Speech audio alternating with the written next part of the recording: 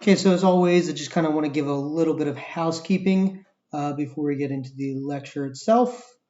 So last week I put up a survey asking when the best time for a Q&A session was. The majority of y'all said Wednesday from 8 to 8:45. So looks like my Q&A sessions will be, Wednesday from 8 to 8:45. And if you have any problems with that, just let me know. Consider this my office hours. They can go a little bit later, but obviously it's Wednesday late night, so I don't want to go too much later than 8:45. But if you have a lot of questions, feel free. So going forward, Wednesdays from 8 to 8:45. I'll be online. You can just expect it. I'll send a Google announcement with the link. Last weekend or last Friday, I didn't get any bites, so hoping to get more, particularly people with questions about the material versus the logistics. That would be very nice, because some of you in the surveys said you wanted to schedule a one-on-one session, and I'm available by email if you want to do that, but they want it weekly, and that is very time consuming. I'm already spending a lot of time on the course, particularly if you want the one-on-one session but you're not willing to go to the Q&A. That's kind of not an optimal use of my time. So please make sure that if you have any questions, you go there. And if you can't make it any particular week, let me know.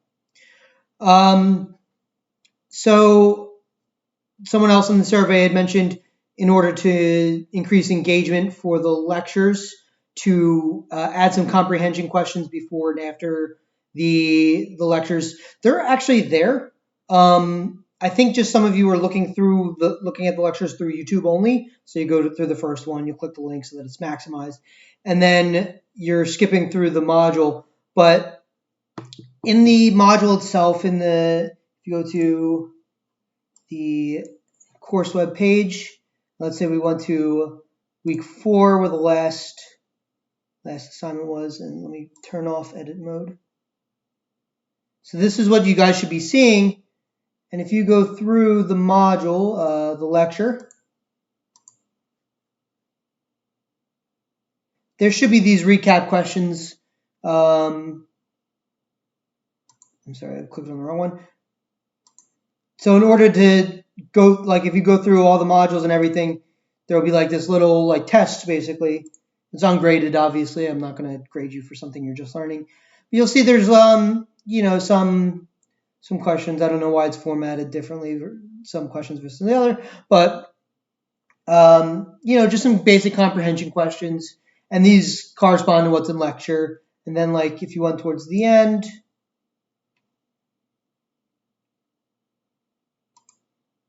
sure exactly. Sorry, this will be for week 5.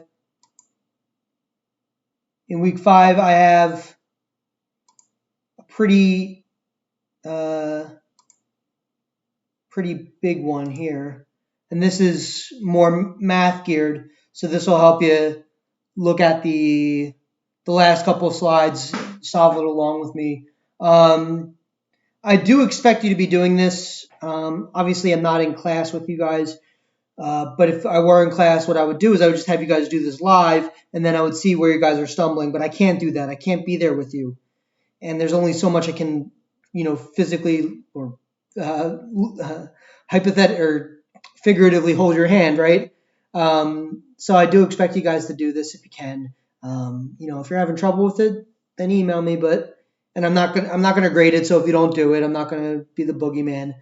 But it's just good. It's good for your sake, honestly, just to see where you're not following the lecture, so that you can ask me questions. That it's for you. It's not for me. It's actually kind of annoying to write these, but I do them because I'm trying to get you guys engaged. So please use them. It's in my opinion, I think it's very helpful. All right. What else?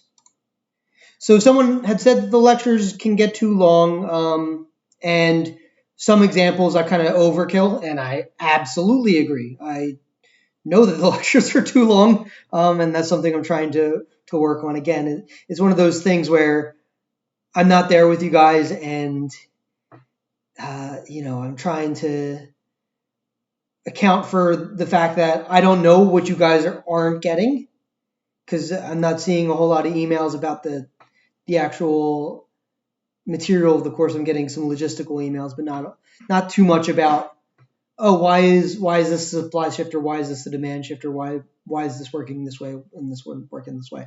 Not getting a lot of them, and it's very hard for me to determine where you guys are faltering. So I'm trying to explain things as in depth as possible, so that when you're reading the lectures, I'm preempting your questions. But the downside of that, there's opportunity cost of your time, and I'm not trying to take up too much of your time. And I acknowledge that, 4 hours with lecture material is a lot, but keep in mind also that, if you were in class, it would be 2 hours, so it would probably be up to 4 hours anyway. But if you're like, hey, this is too easy, put it on 1.5. I have no problem with you, 1.5 speed. I have no problem with you, zooming through something that you already understand. The caveat being, don't just do that and expect to get everything. Do that when you understand something. I don't want someone brushing through at 2 times speed, and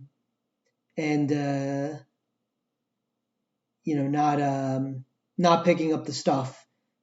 You're welcome to do that if you understand the material, but if it's going to trip you up, don't do that.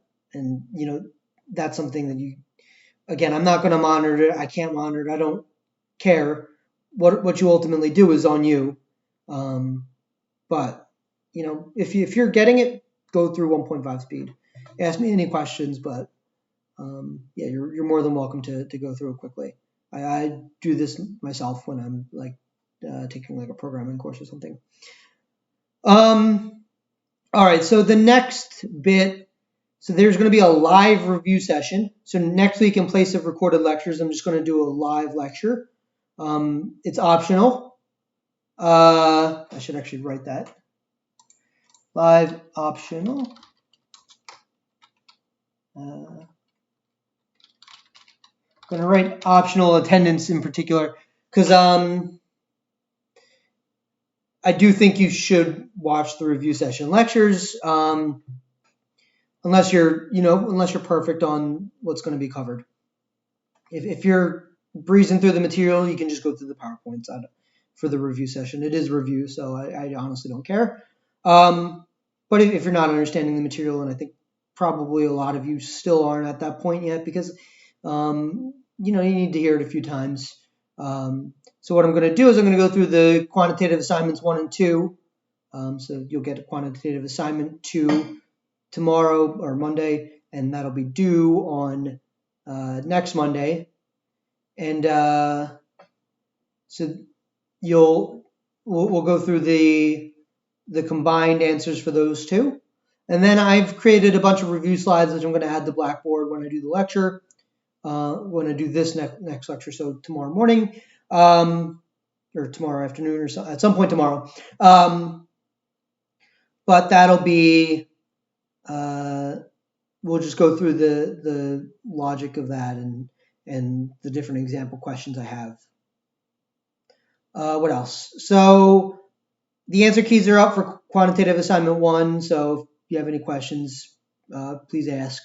I haven't gotten any questions about the actual quantitative assignment. I understand it's not graded yet, but do go through and ask, because you're going to see this material again and again. So it's going to show up in the midterm. It's going to show up on the final for sure. It's going to be a big part of it. So, make sure you're really squared away on quantitative assignment 1. And then just to preview some of the assignments coming up. So quantitative assignment 2, that'll be up tomorrow, and it'll be due 10/5. Basically, it'll be looking at supply and demand and consumer and producer surplus, and I'll have supply and demand shifters. Okay.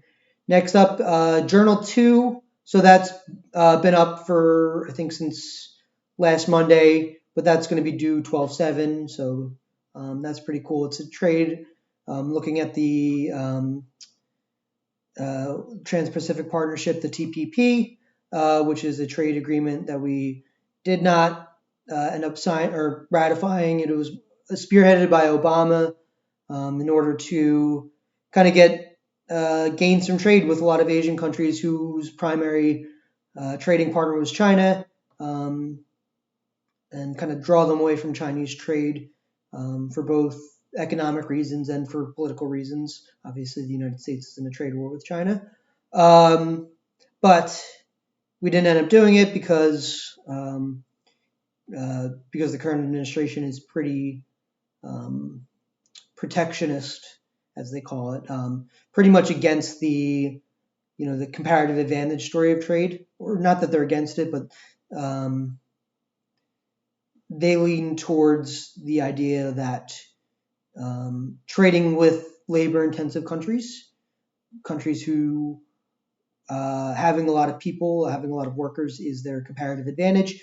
When we trade with them, we tend to lay people off, and even though we will make more overall, the Trump regime thinks that's, I guess unfair trade practices for American laborers. So we backed out of the deal, but I'm just trying to get you to think about things in that kind of in those terms. So how does comparative advantage and gains from trade, and having a comparative advantage in a capital good versus a labor good, affect politics? It's really important for political economic thinking, and I think you guys should take a look. It's a really interesting journal assignment, in my opinion. Obviously, because I made it, but it's one of my favorites. So please take a look. So anyway, of the journal assignments, remember there's 5. They're all due at the same time, so they'll all be up. I stagger when they come up based on the lectures that they correspond to, but they'll all be up until 12/7, and they'll be due on 12/7, and you just have to pick 2 of them, any 2, and then if you want to do a third one, you'll get 2 points. If it's good. If you want to do a 4th one or a 5th one, you get another 2 points. So every additional one, you get 2% to your extra credit assignment if you get 100 on those. They're graded for correctness, so I just want to make sure that you're thinking about it. It doesn't have to be perfect. It doesn't. I just want to make sure that you have a coherent thought process in line with the lecture materials, basically. Okay, discussion board 2 has been up again since last week. Just want to remind you that it's due on 10/5, and you only have to do 3 of the discussion boards. There's no extra credit for them, and 1 of them is already finished, so there's 4 remaining if you include discussion board 2. So just make sure that you do 3 of them before the end of the semester. Okay, and the timing of those you'll see in the course schedule. Commanding Heights 2 extra credit. Like I said in my email, I wanted to give you extra time, so that'll be due 10/2, and it's like the first one. There's like 20 or so questions, 1 to 2 sentences. It's about a 2-hour documentary. Each part is 2 hours, so just respond to that, send it in a Microsoft Word in the journal. Upload it to Blackboard though, please. Again, I'm grading for relative correction, so if you want both points, you got to do pretty well. You just want 1 point, you can. I wouldn't suggest gambling because you're putting the time in to watch it, but make sure your answers are correct, and you'll get 2 points. All right. And then just to preview, textbook assignment 4 will be due 10/8. Along with extra credit assignment. I think it's extra credit assignment 3. This will be extra credit assignment 4. It'll be a trade review. It'll look a lot like the Danny Luke masks and bottles one from homework 1, quantitative assignment 1, but it'll be a little bit different. It's services. I'm not changing it too much from what it had looked like before. But if you had trouble with quantitative assignment 1, you want to kind of go through the steps again, fresh. then I would say look at trade review, the trade review extra credit assignment 4. And again, it's 2% to your extra credit. So, what do you have to lose? Because even opportunity cost wise, this should be something you're going to study anyway. So there's not a whole lot to lose from doing trade review extra credit. All right, let's get to the lecture.